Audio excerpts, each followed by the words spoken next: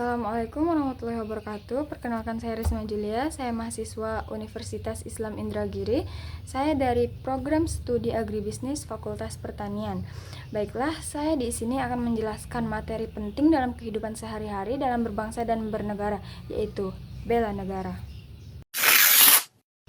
Bela negara adalah konsep yang meliputi sikap, kesadaran, pengetahuan, dan tindakan kolektif serta individu warga negara untuk melindungi, mempertahankan, dan memajukan negaranya dari segala bentuk ancaman, baik dari luar maupun dalam negeri.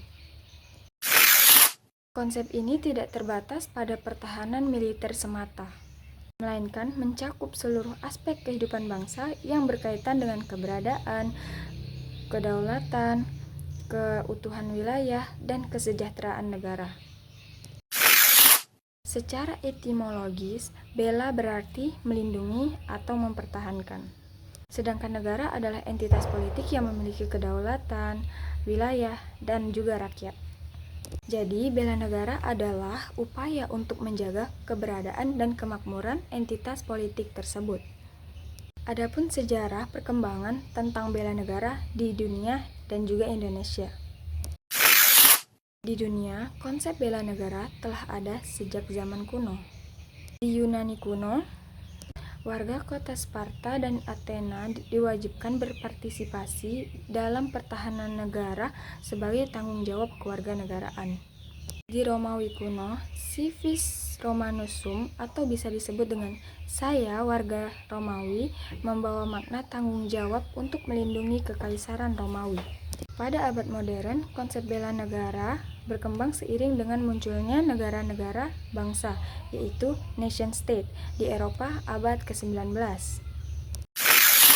Negara-negara mulai membentuk sistem pertahanan sipil dan militer yang terstruktur, serta menanamkan rasa nasionalisme sebagai dasar bela negara. Setelah Perang Dunia Kedua, banyak negara mengatur bela negara dalam konstitusi dan undang-undang untuk mencegah perang dan memelihara keamanan. Sedangkan di Indonesia, konsep bela negara berakar dari perjuangan kemerdekaan. Sejak masa penjajahan, para pahlawan bangsa telah menunjukkan semangat bela negara dengan melawan penjajah. Setelah kemerdekaan, bela negara diatur dalam Undang-Undang Dasar 1945, khususnya Pasal 30 Ayat 3, yang menyatakan setiap warga negara berkewajiban ikut dalam upaya pembelaan negara. Selanjutnya dibentuk Doktrin Totalitas Bela Negara atau biasa disingkat dengan DTBN pada tahun 1966, yang menjelaskan bahwa pembelaan negara tidak hanya tanggung jawab militer, tetapi juga seluruh elemen bangsa, masyarakat, pemerintah, dan tentara bekerja sama secara terpadu. DTBN diwujudkan melalui berbagai program, seperti pendidikan bela negara di sekolah, pertahanan sipil, dan pengembangan potensi sumber daya bangsa. Selanjutnya yaitu ada unsur-unsur bela negara. Bela negara terdiri dari 3 unsur utama yang saling terkait. Yang pertama ada unsur sikap dan kesadaran, yaitu cinta tanah air, bangga akan identitas nasional, kesadaran terhadap ancaman, dan juga ketersediaan untuk bertindak. Selanjutnya ada unsur pengetahuan, yaitu pengetahuan tentang negara, pengetahuan tentang sejarah dan budaya, dan juga pengetahuan tentang kewajiban dan hak warga negara. Yang terakhir ada unsur tindakan nyata, yaitu mematuhi hukum, berpartisipasi dalam pembangunan, mendorong persatuan dan kesatuan, berpartisipasi dalam pertahanan sipil, dan yang terakhir yang pastinya melawan ancaman non-fisik. Dan yang selanjutnya ada bentuk-bentuk bela negara. Bela negara dapat diwujudkan dalam berbagai bentuk, yaitu bela negara militer, bela negara sipil, bela negara ekonomi, bela negara budaya, dan yang terakhir ada bela negara politik. Yang selanjutnya ada fungsi dan tujuan bela negara. Fungsi utamanya yaitu melindungi kedaulatan dan keutuhan wilayah, memelihara keamanan nasional, mendorong persatuan dan kesatuan bangsa, dan juga mempromosikan pembangunan nasional. Adapun tujuan jangka panjang yaitu mencapai kemakmuran dan kesejahteraan rakyat. menjadikan negara kuat, mandiri, dan dihormati di seluruh dunia, menciptakan masyarakat yang adil, damai, dan juga makmur. Selanjutnya ada peran warga negara dalam bela negara. Setiap warga negara tanpa memandang usia, jenis kelamin, dan juga profesi memiliki peran penting dalam bela negara. Beberapa cara warga negara dapat berpartisipasi yaitu di sekolah, di tempat kerja, di masyarakat, dan juga pada saat darurat. Selain itu, warga negara juga harus menghormati hak dan kesempatan orang lain, serta memelihara kebersihan dan keindahan lingkungan sebagai bagian dari memajukan negara. Adapun ancaman yang dihadapi negara dan cara menghadapinya melalui bela negara.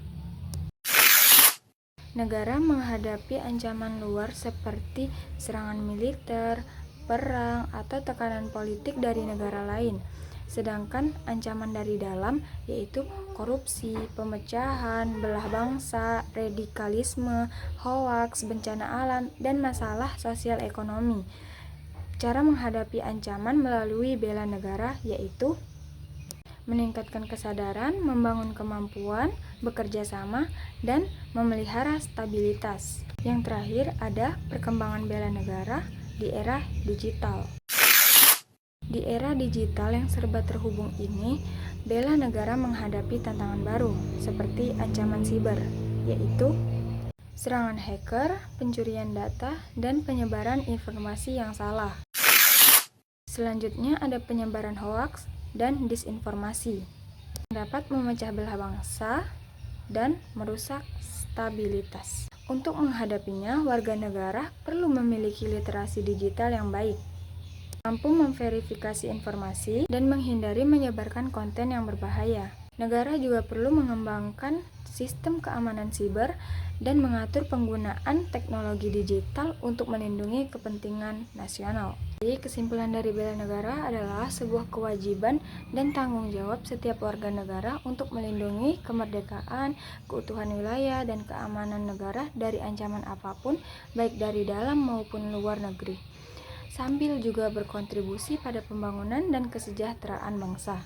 Bela negara tidak hanya terbatas pada pertempuran militer, tetapi juga mencakup upaya non-militer seperti memelihara persatuan, mematuhi hukum, dan meningkatkan kualitas diri dan perekonomian negara agar lebih kuat dan mandiri.